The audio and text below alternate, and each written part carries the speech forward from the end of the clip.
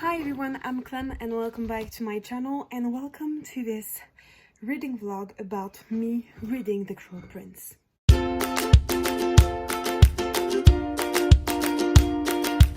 So The Cruel Prince been out there for like 2 years maybe, I don't remember actually, and I never read it.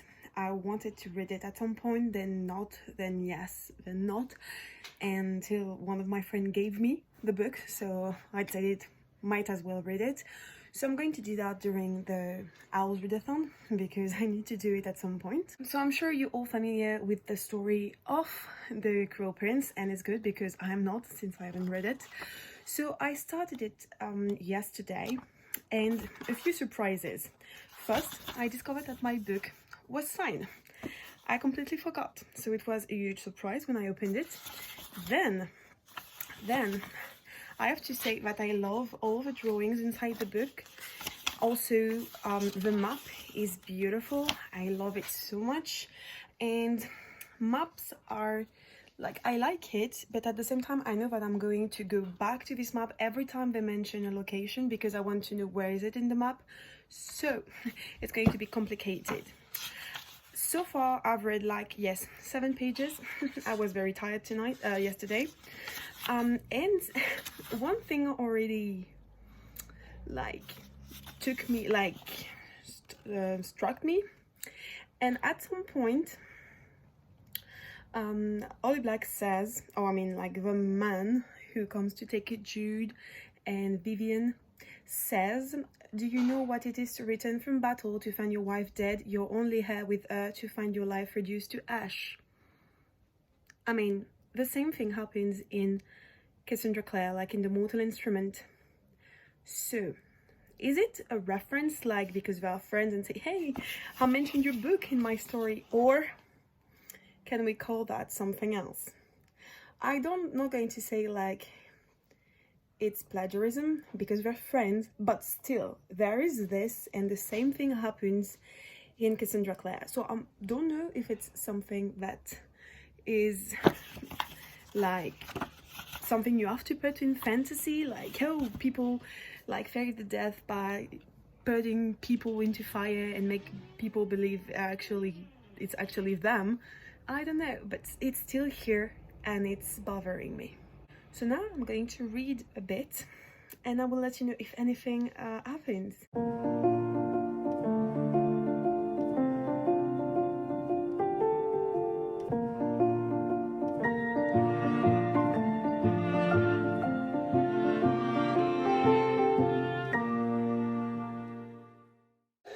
Smallest chapter ever.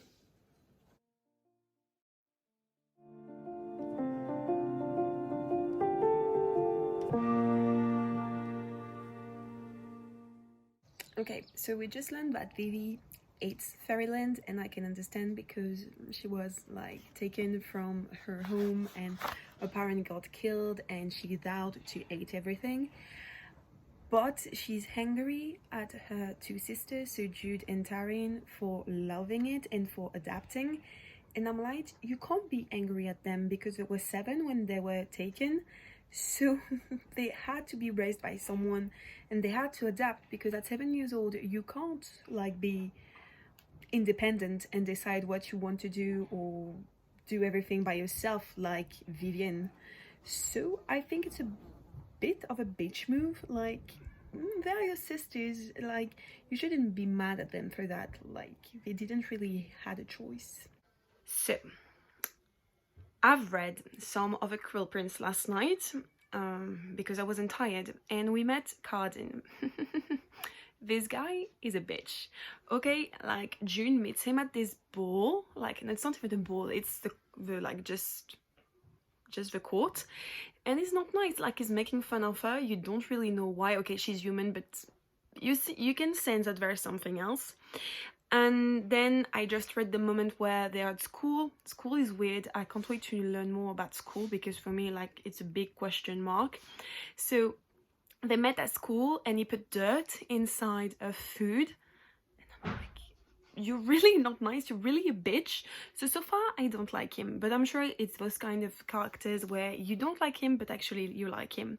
So I can't wait to see where this is going to go, because so far nothing's really happening, but it's not really bothering me, because like Holly Black is setting the whole world and the character before like some stuff happened. There are this like mock war that's coming, and Jude is supposed to do something like in order to become a knight, so I can't wait to see that, because I can feel the story is going to start at that point. I just read the part where the three girls are going to the mall, and there is this reflection about fairies period, like do they have period or not. And okay, it's just 5 lines, but was it really necessary to talk about fairies bleeding? I don't really care if fairies bleed every month or every year, and if they use pad or tampons. I don't care. So that was really weird, and I don't need to know that much about fairy. It's really nothing, but I don't know, that was weird. So I just reached 100 pages in The Cruel Prince, so I'm going to do like a bit update on what I'm thinking. So first of all, the book is not at all what I thought it was going to be. I thought it was going to be a book like what's the name again, Court of Thorn and Roses, Mist and Fury, all those stuff, but better. Like those kind of story, like a girl who's stuck to fairies and like falls in love, like basically a love story, but it's not that at all, and I love it. I love the character of Jude because she's not a whiny bitch like a damsel in distress. She's going to save herself, and that's so good. And I don't know, I like it, and I thought they were going to fall in love with Cardan. I think there's something that's going to happen at some point, but so far it's not that, and I like it because it's a surprise. But I have to talk about something. I've just read the chapter where Jude is being bullied by the fairies during the astronomy class. So they bullied her, and it really made me uncomfortable, and I almost cried because it was awful.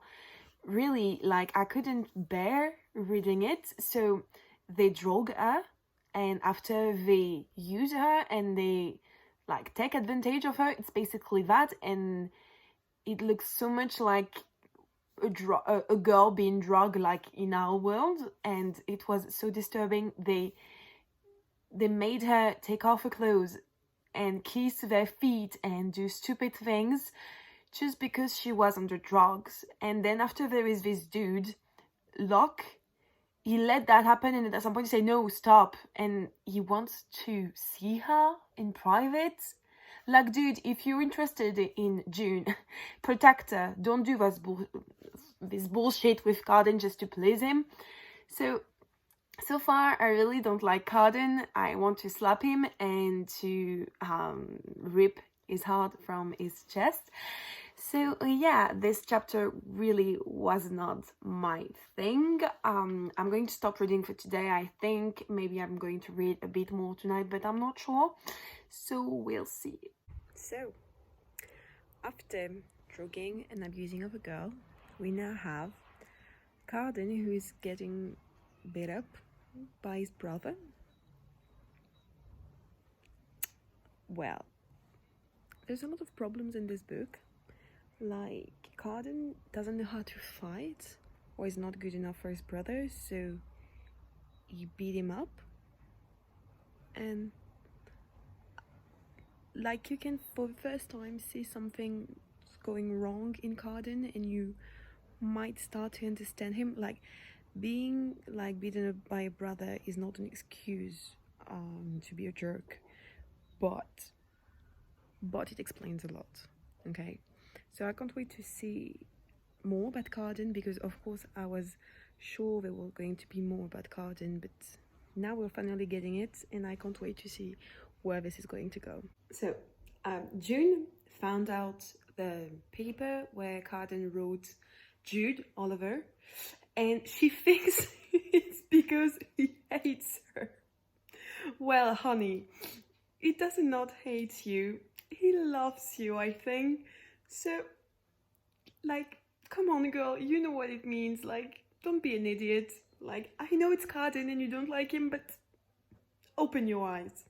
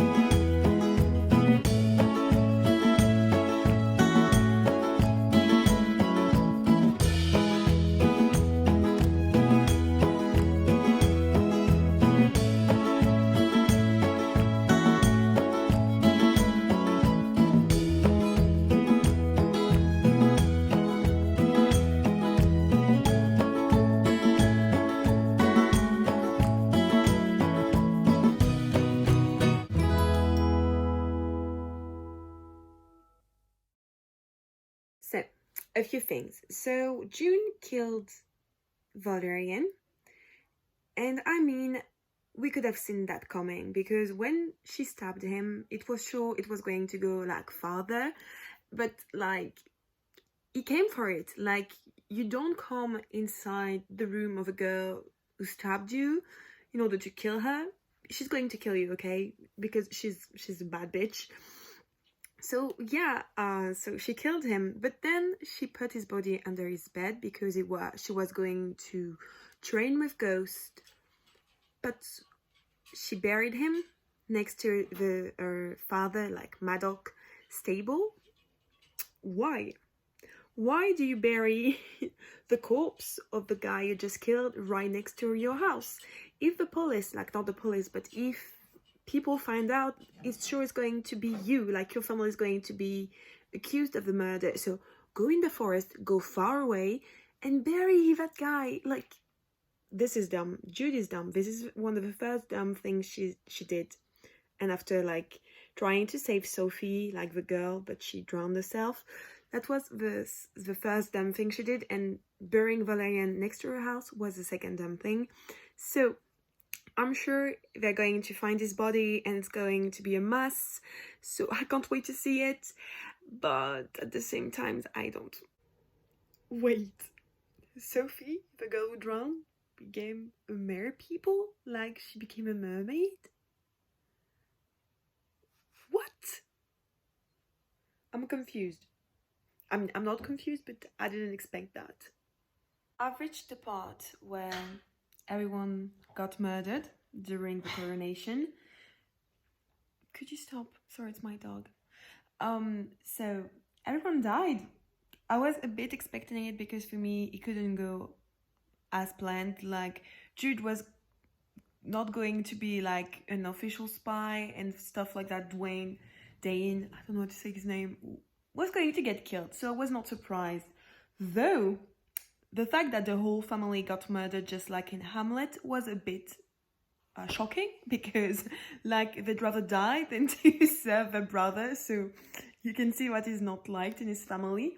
But now he only have 3 days to be crowned, or he will die. I don't really understood what will happen at the end of 3 days, but I feel like Cardan is one of the last few members who are still alive. So is he going to be king?